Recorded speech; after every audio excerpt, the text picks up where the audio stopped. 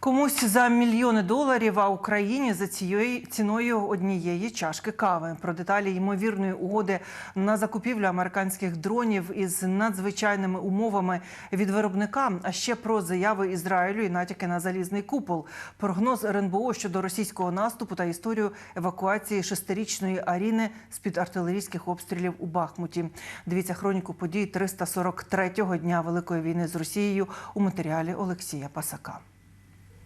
Важкий ударний дрон не за кілька мільйонів, а лише за $1 США. Американський виробник General Atomics запропонував символічний продаж Україні 2 ударних безпілотників Reaper. Про це повідомляє видання The Wall Street Journal. Утім, у разі погодження Києву потрібно буде виділяти щорічно $8 мільйонів на обслуговування літальних апаратів і сплатити ще близько $10 мільйонів на доставку. Ані у Білому домі, ані українська сторона цю інформацію не прокоментували. Більше налаштовані на коментарі в Ізраїлі. Прем'єр-міністр Бін'ямін Нетаньягу в інтерв'ю CNN зауважив, що тепер його країна не виключає передачу військової допомоги Україні і, зокрема, може надати найвідомішу ізраїльську протиракетну систему «Залізний купол». І ударні дрони, і посилений захист неба потрібні не в майбутньому, а просто зараз. Адже найгарячіші місяці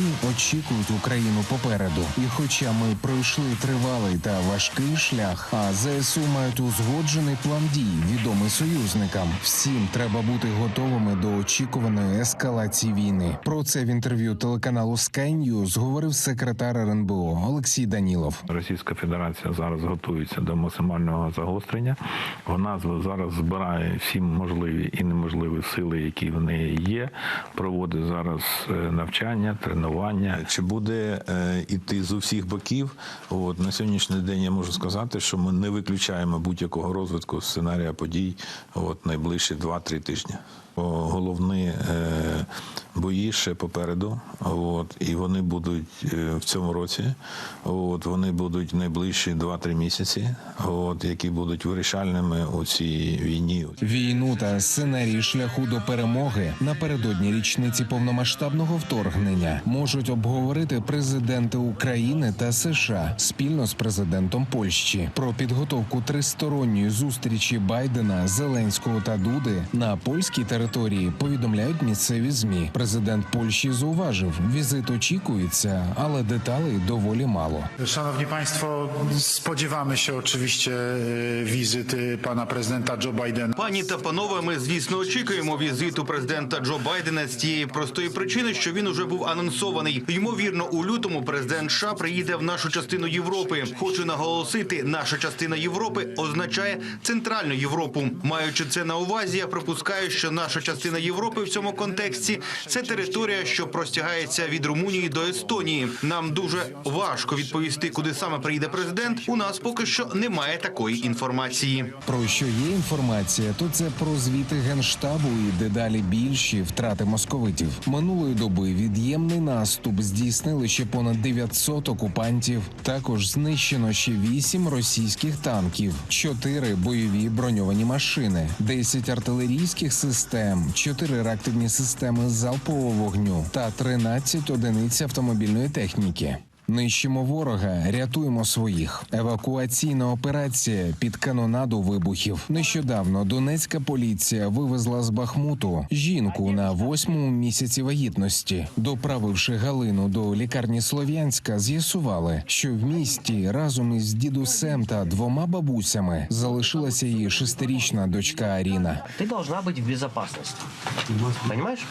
В безопасности, потому что маленьким деткам, тут же ж, от скажи, тут стріляють, бабахають. Ти боїшся? Дитину переконувати не треба. Переконувати доводиться дорослих. Кілька хвилин і для малечі вже готують спецзахист, щоб вберегти від раптового артилерійського удару. Это будем на улице выходить, оденем, потому что на голову ничего не упало, ничего не зацепило. Видишь, мы же тоже в каске, тоже под Видишь, вот, смотри, ты такая.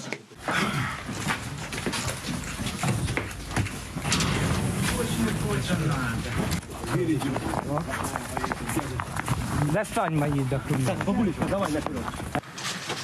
Хочеш маму побачити? Хочет, конечно. Бабушка, привет. Ты доволен? Точно?